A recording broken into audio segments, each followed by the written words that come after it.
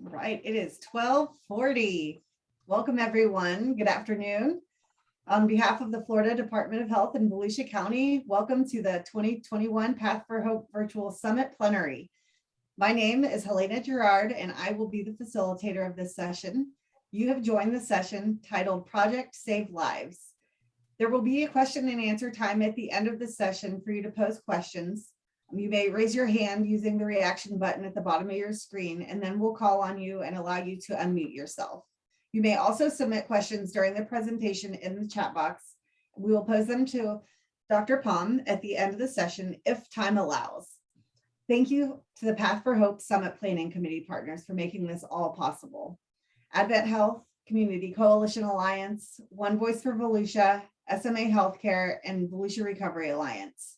It is my pleasure to introduce our presenter, Dr. Raymond Pomm.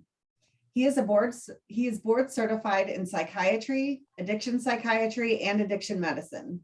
He is also a certified medical review officer. He served on the Governor's Commission on Mental Health and Substance Abuse. In 1992, he began working for the Impaired Professionals Program of the state of Florida, the Professionals Resource Program, or PRN. From 1998 until 2011, he served as medical director for this organization. The PRN serves 29 healthcare boards and councils on matters relating to the healthcare professionals' impairment. Also, from 1994 until 2010, Dr. Pomm was an expert consultant to the Florida Board of Bar Examiners. He served as medical director for River Region Human Services from 1994 until 2017.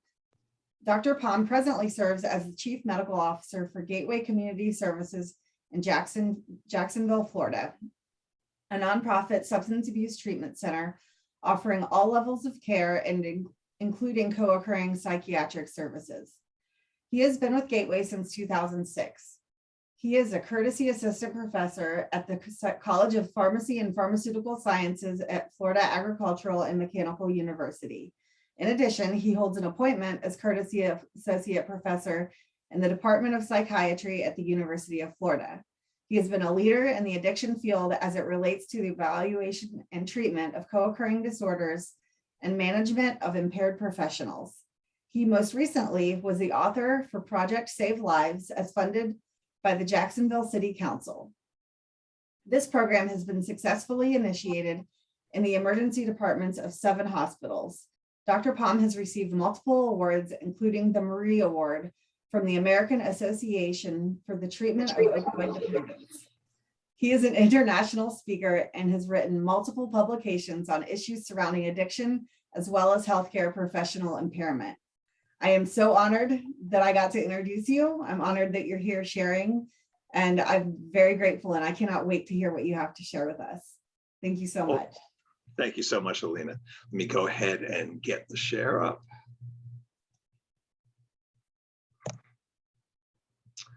Okay. Okay. So not knowing the audience very well, I'm going to go over some basics first. We have very little time, so I will try and fit everything in and still leave enough time for questions at the end. So let's go ahead and get started. So let's talk about some basics regarding addiction. My guess is most of you know this. I just want to make sure we're all on the same page. I've got to move us out of the way, excuse me. Let me back up. Sorry. Okay, so let's start with what we should all be accepting at this point. And what I'm having trouble with is moving people out of the way. There we go. That's good. So we all should be aware that addiction is a disease. We know this medically in regard to all the specialties of medicine, because it's an illness that can be described. The course of the illness is predictable and progressive. The disease is primary. It's not just a symptom of some underlying disorder. And let me tell you, I can't tell you how often I see people in the field that say, well, they're drinking because they're depressed. They're drinking because they're anxious. If we just get rid of the depression, their drinking will stop or their drug use will stop. The reality is once they cross that line, that border into the disease, you've got two different issues. Whatever other issues you're dealing with, along with the substance use disorder, both have to be treated like they're independent illnesses, even though they do interface with each other and certainly affect each other. And we don't have time to get into all that. That's a whole another discussion. And it is permanent. If left untreated, results in insanity or premature death, basically. Now, adopted by the American Society of Addiction Medicine, September 15, 2019, is the newest definition, which is addiction is treatable, a chronic medical disease involving complex interactions among brain circuits, genetics, the environment, individuals' life experiences. People with addiction use substances or engage in behaviors that become compulsive and often continue despite harmful consequences. Prevention efforts and treatment approaches for addiction are generally successful as those for other chronic diseases. So the reality is the basis of this disease is really a biopsychosocial model, which I'm hoping all people in the field view this as the basics and work from that basic foundation. The balance between the biological and the psychosocial. Use health and illness behaviors as products of biological characteristics such as genes, behavioral factors such as lifestyle, stress, and health benefits, and social conditions such as cultural influences, family relationships, and social support. And this is what this diagram basically shows, is that interface.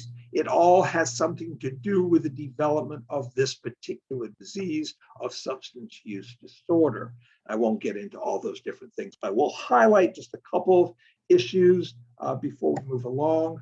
One is the actual neurobiology. I'm going to simplify this in one slide, basically, which is a whole, at least several hours of discussion. Addiction affects neurotransmission and interaction within the brain reward structures, within the reward structures of the brain, including the nucleus accumbens, anterior and cingulate cortex, basal forebrain, and amygdala. Don't worry about all those terms. The picture shows you where it's at. Dopamine, the neurotransmitter, is the centerpiece of this. I was just having a discussion with someone yesterday, a patient who's on Suboxone. He still smokes marijuana on a every weekend basis, and we're trying to help him stop that, even though it's quote unquote medical marijuana. That's a whole, again, another discussion. And I explained to him that, dopamine responds to drugs of any type. It's not specific. It doesn't know the difference between one drug or the other. It's either released or it isn't. It's either released too much or not enough. And again, we don't have time to get into that, but the bottom line is it is released, period. It's released when you're hungry and you satisfy yourself. It's released during sex. It's released while you're flirting. It's released while you're smoking marijuana. And unfortunately, when you release dopamine, it's like priming the pump of your drug of choice. So what happens, I said to him, what happens is while you're smoking marijuana, your body wants more and more of that dopamine. That's what happens. And eventually it will lead you back to your drug of choice. And I also equated it to relationships early in recovery. If flirting causes that increase, and sure enough, what happens is, you're priming that pump, and eventually you go back to your drug of choice. Genetically, basically, if you've got a primary relative that has a substance use disorder, there's a 4 times increase of the risk of developing it in the children.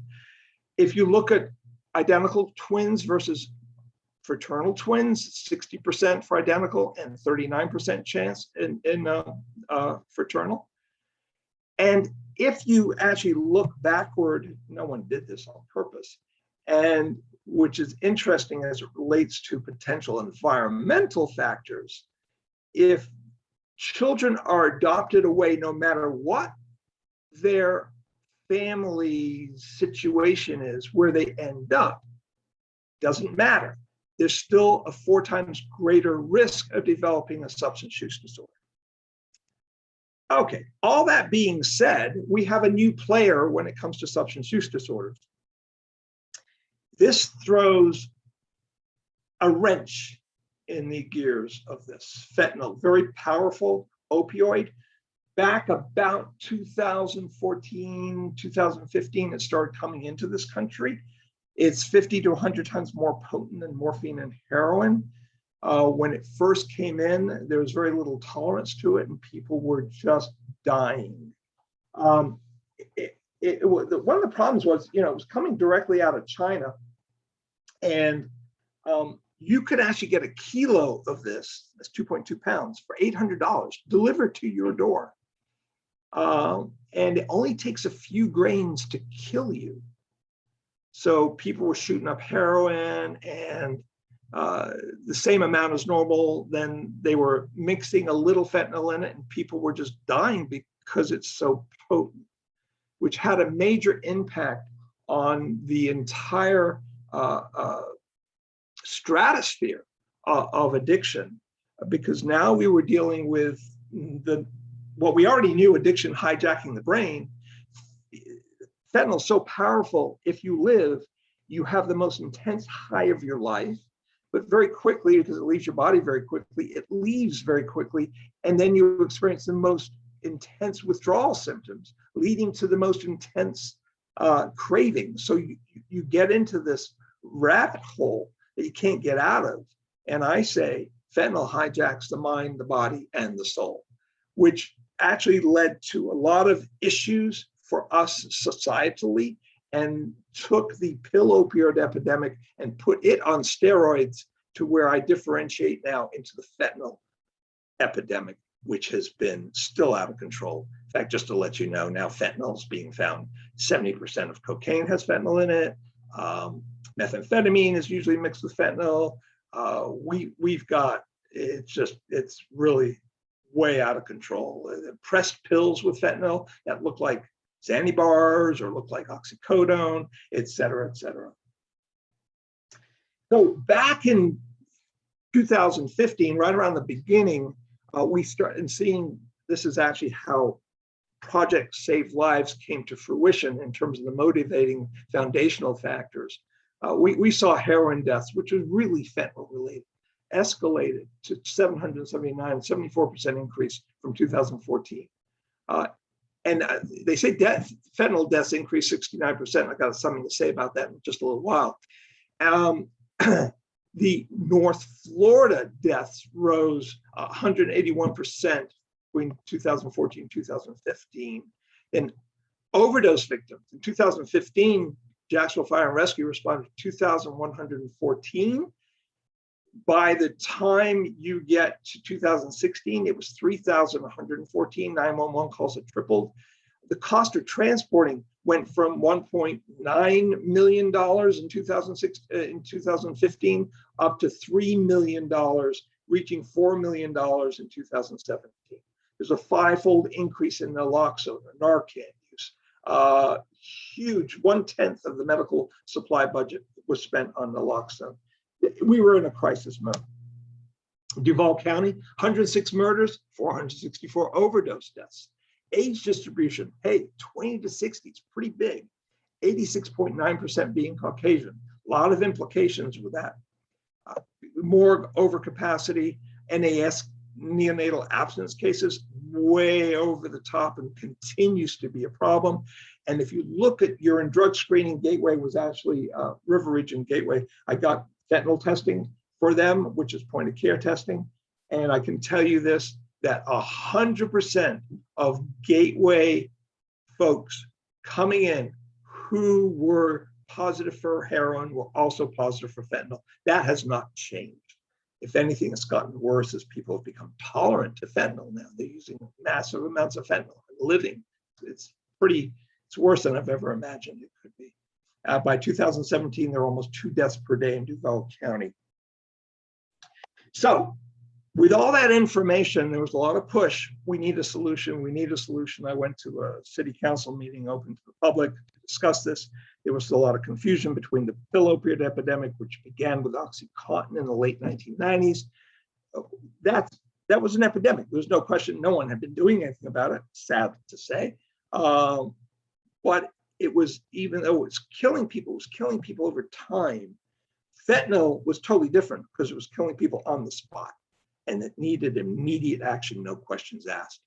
Knowing that addiction is a multidimensional disorder, individualized treatment was needed. So Project Save Lives was developed as a solution to assist individuals combating the disease of addiction.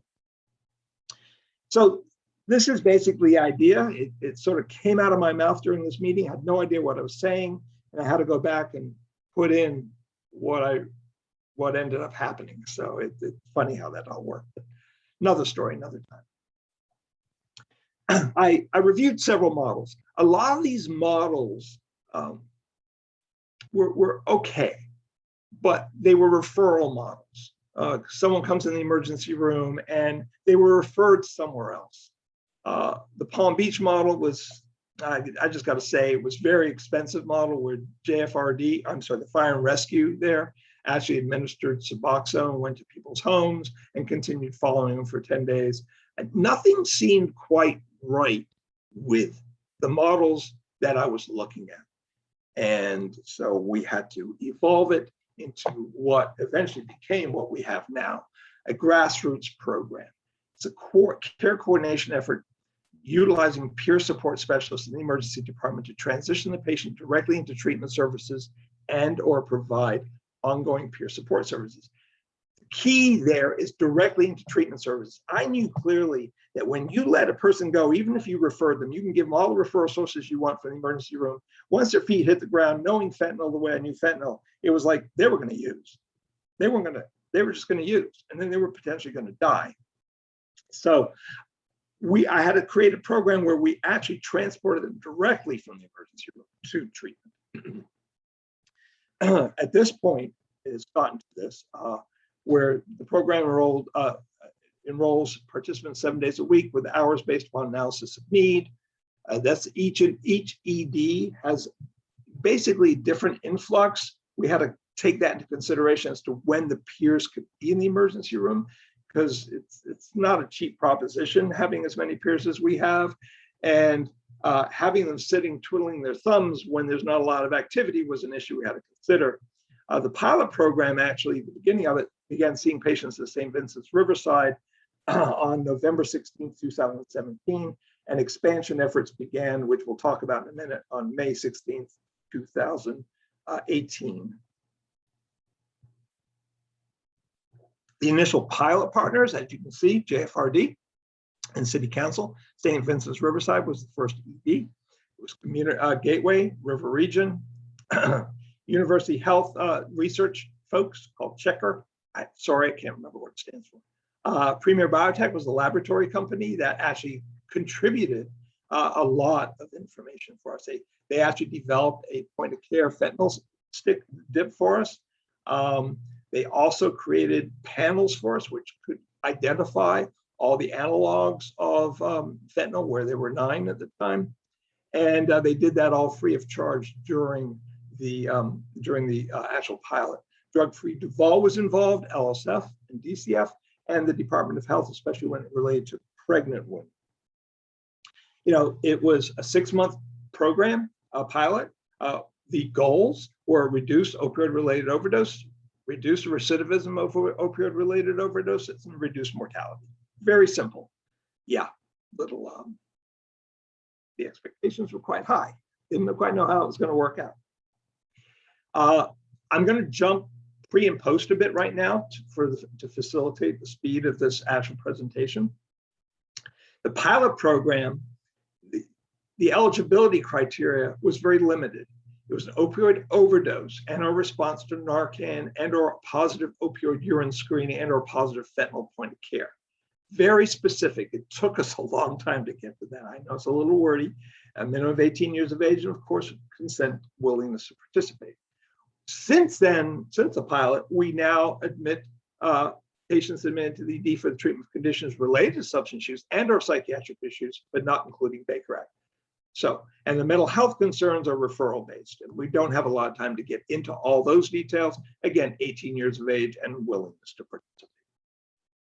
When we first started the pilot, we had an ED coordinator, peer support specialist, and a mental health worker. And we realized that, whoops, the mental health work was a great idea, but these people are going through withdrawal. Not a good time to do a mental health assessment.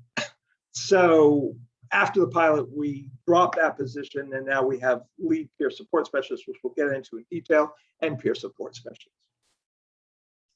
So basically how it worked during the pilot, we needed a little bit of a control group, and the only way to do that, because I wasn't going to refuse people treatment. Oh, you go in, you don't, you go in, you don't.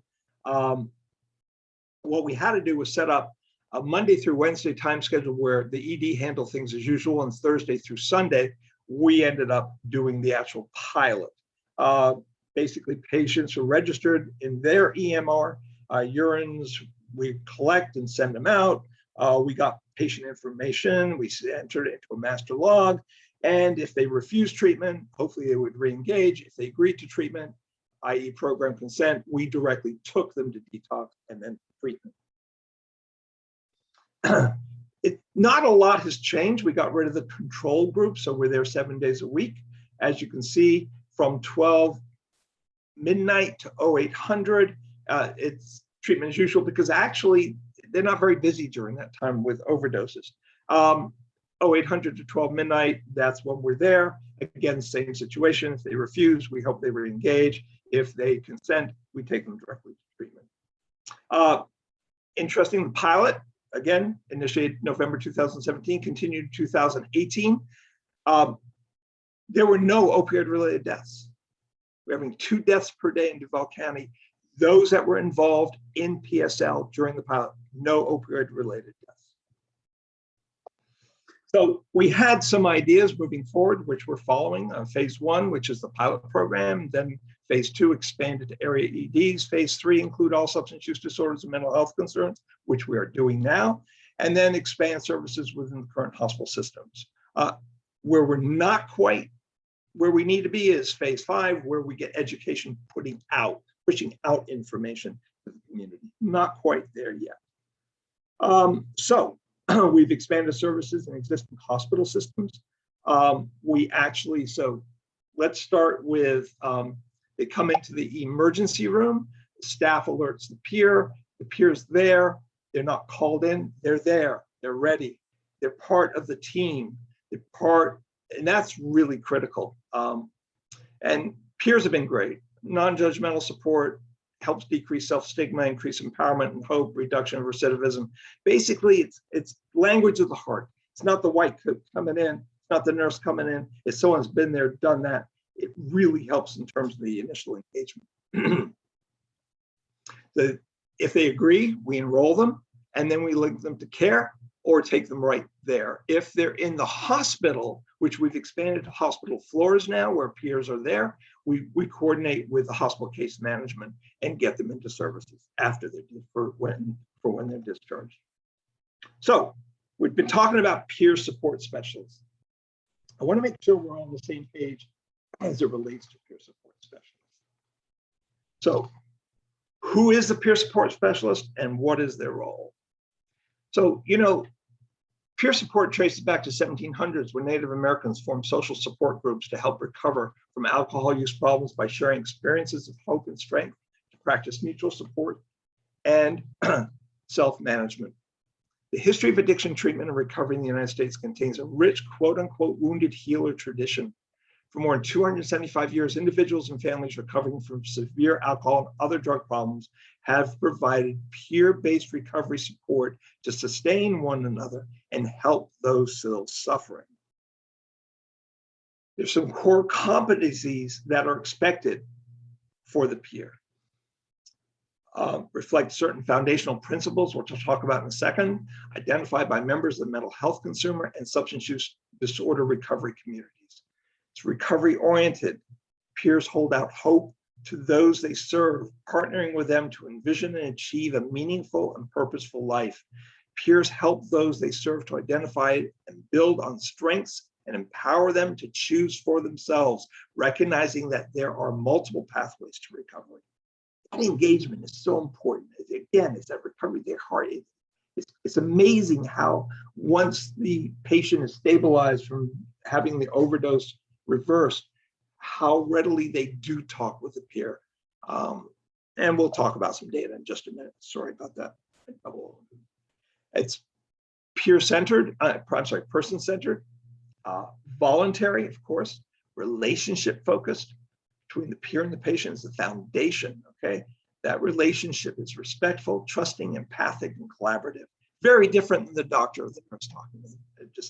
It just is the way it is. They got to get on to the next patient. You either can do, you don't, leave. It's called, actually, before we entered the EDs, it was treat and street. And trauma informed. Peer support utilizes strength-based framework that emphasizes physical, psychological, and emotional safety, and creates opportunities for patients to rebuild a sense of control and empowerment. There are two different types of peer specialists. One is a certified recovery support specialist. We use both, by the way. Very different, and you can see 75 hours of content-specific training allocated as follows: legal, professional responsibility, re-engagement, crisis support, and safety, resource linkage, practical living skills, social development, and recovery management. 1,000 hours of on-the-job volunteer experience is expected and required for certification.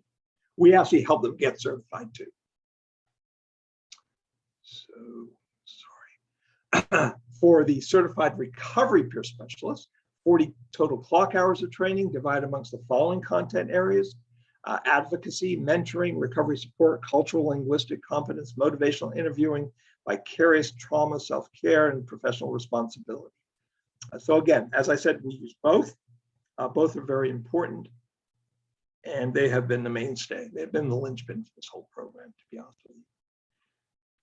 Through what we've been doing, one of the key factors for me when we started day one was data collection. You know, first it was proof of concept. Then it was, okay, now let's make sense out of this data. Let's see what works well, and let's really focus on what we're not doing well because of the data, and what we are doing well because of the data. It's interesting. We actually, the initial people that were involved, we met weekly during that whole pilot program, constantly evolving this. We had to bring housing in, we had to bring in the 12-step recovery community. It was truly a grassroots effort.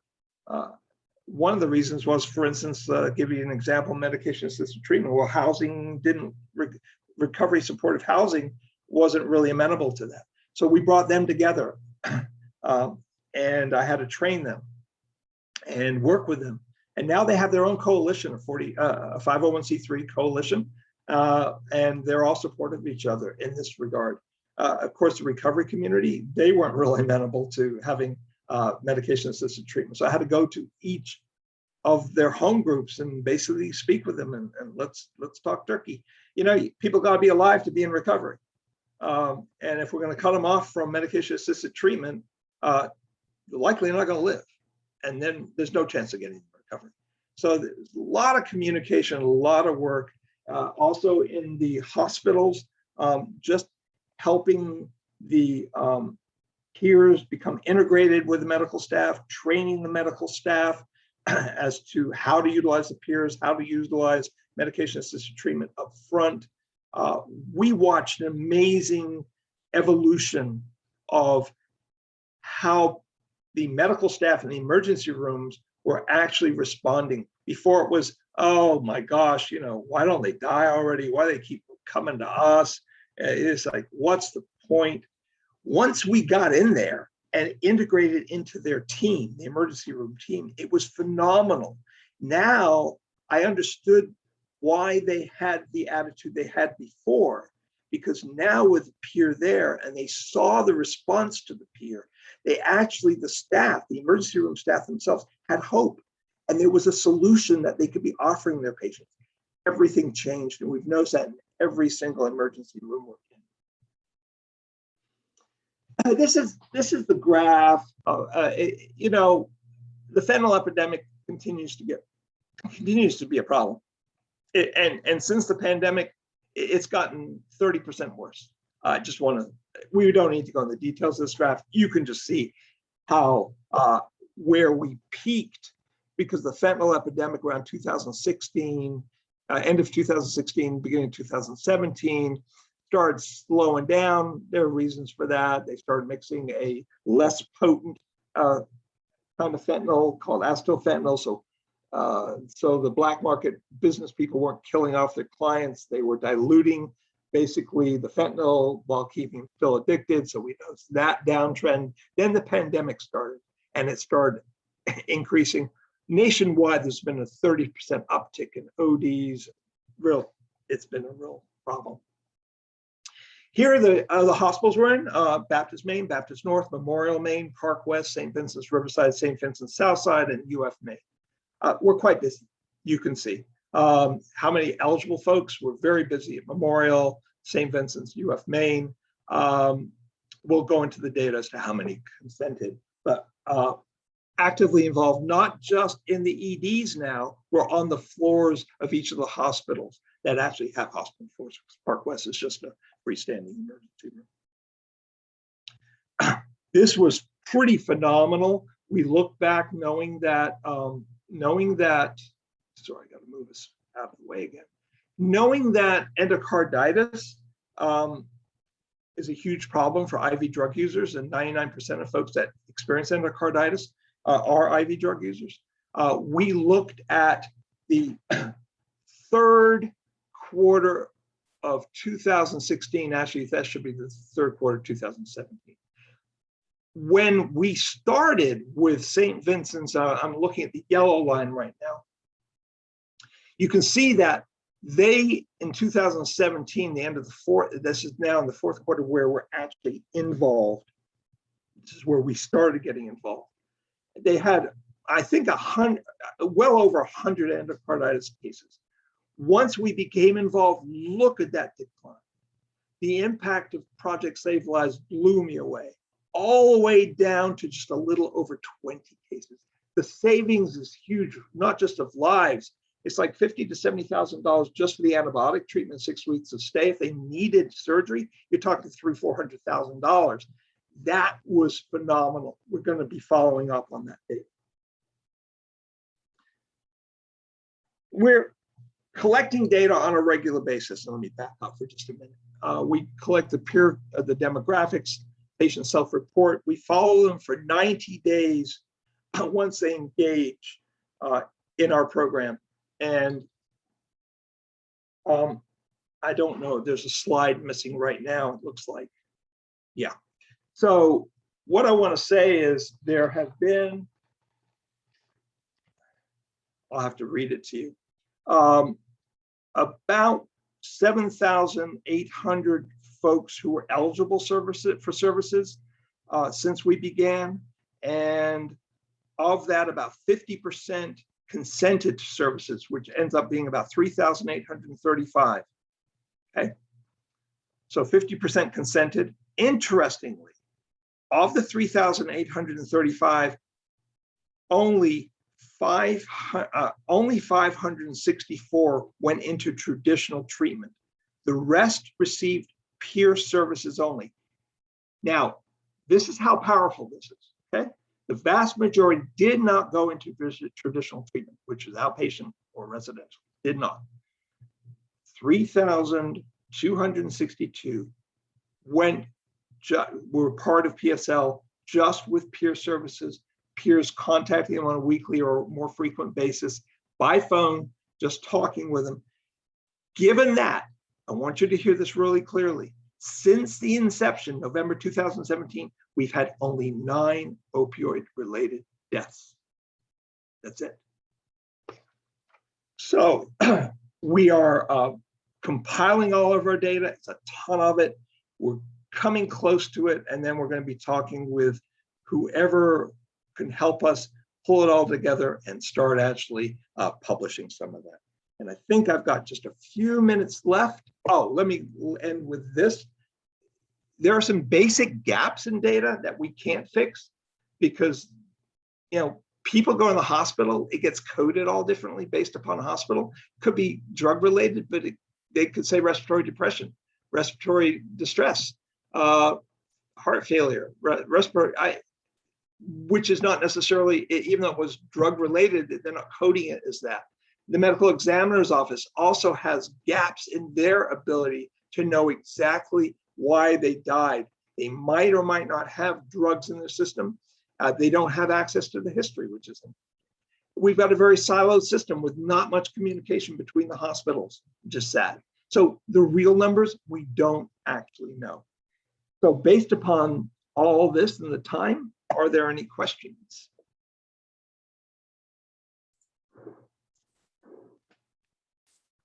Thank you so much.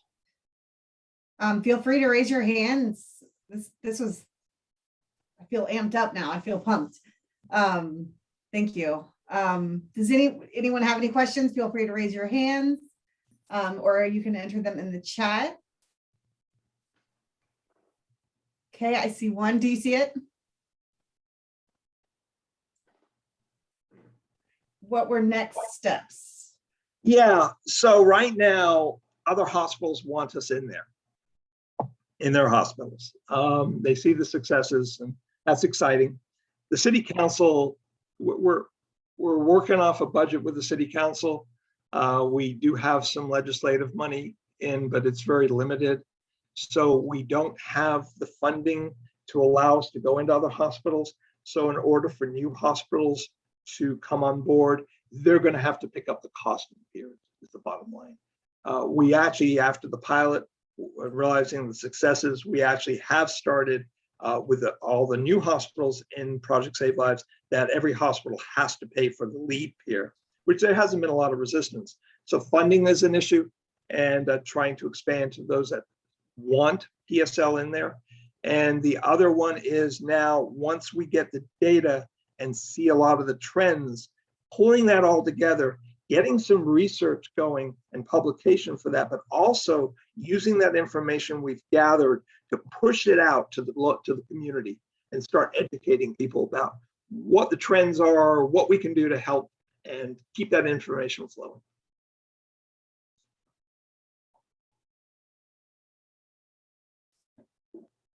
Another one in the chat. Thank you so much, Dr. Pomm. Oh, is there an echo? You're good. Okay. Your knowledge and experience is critically important to get out to the public. I'm Ingrid, marketing specialist for the Department of Health Duval OD2A Overdose Data to Action Program. Would you be willing to join my OD2A Duval Speakers Bureau? If you can give me enough time to fit it in the schedule, yeah, I'd be happy to.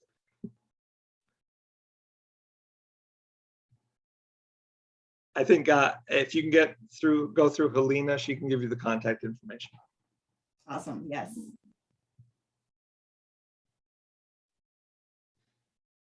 Given the increase in prominence and legitimacy of peer recovery specialists, are you having difficulty staffing or keeping them? Yeah, all right. So yeah, they've become important. And all these folks that can afford to pay them more is killing us. Y'all, we're not for profit, right? And I don't know where people are. And unfortunately, I've had something to do with this. I mean, people are following Project Save Lives, and they're starting to see how important they are, and it's just taken off. I know as part of that puzzle, I know they've used it elsewhere also.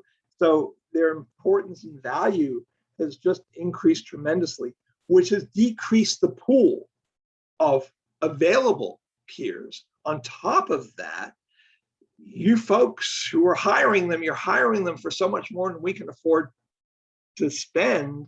So that's been a problem. And then what the government did with COVID relief, I'm not complaining totally, but getting so much more money per week for unemployment was a problem. Having to not work, having to stay home because their children weren't in school was a problem. Yeah, we're struggling. It seems to be getting a little better since they've cut off that $300 extra a week for unemployment. That seems to be improving, but there are struggles.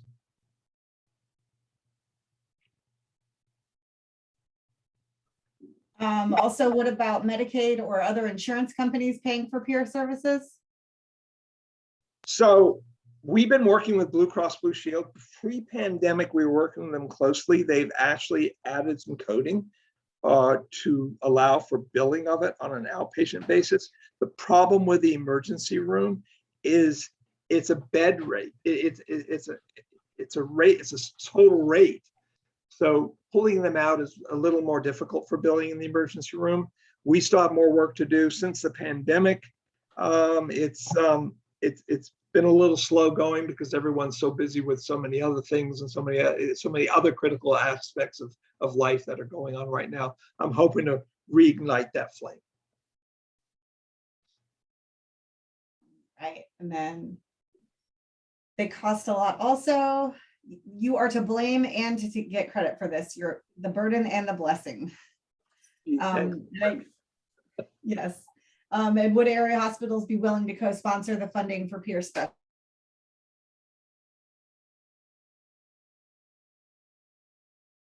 For the most part, most of them are actually paying for the lead peer already, which is good.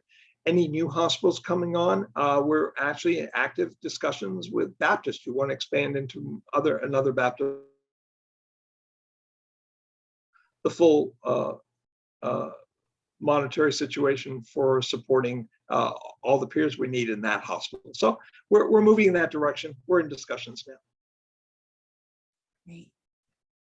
All right, we have one more question and we are at time. Can you speak to the HR challenges about some hospitals initially denying hiring due to their backgrounds? Yeah, it's a little more weedy for me than I usually get into. Yeah, we've had issues, but it's more the DCF clearance issues, which is a DCF issue more than an HR issue, even though I know HR has to go based upon DCF, but DCF doesn't allow them to work. If they have a history, we've been talking with DCF, there's been some leniency in that direction, some more efficiencies. I'm not sure where that's at. The reality is, for the most part, we've been able to bring the peers in, and HR has been working with us really, really, really well in each hospital. They really bend over backwards to try and get these peers credentialed for the hospital. It's a volunteer kind of credential, but it's so far, there are struggles, but they work with us. It's been a team approach all around. We still need more help on, I think, the past history of some of these peers and getting that basically expunged or the exemption noted for, so they can move on with their lives. Absolutely, yes. Oh, thank you. I think we could all sit and talk for another hour or two. Oh, thank you so much. I'm sorry that we're out of time. Thank you, Dr. Pomm, for sharing your expertise with us today. Thank you all for attending this session. I know it was awesome. I really enjoyed it. Please use the link in the chat to complete the evaluation survey for this session. And thank you to Florida State University for managing the summit evaluation. Please go to your summit program PDF or visit thepathforhope.com/summit2021 also in the chat and click on the link next to your session. And we will end this meeting. And if you have any other questions, or you would like to be connected, just shoot me an email and I will reach out to Dr. Pomm and get those answers for you. Thank you so much. Thank you.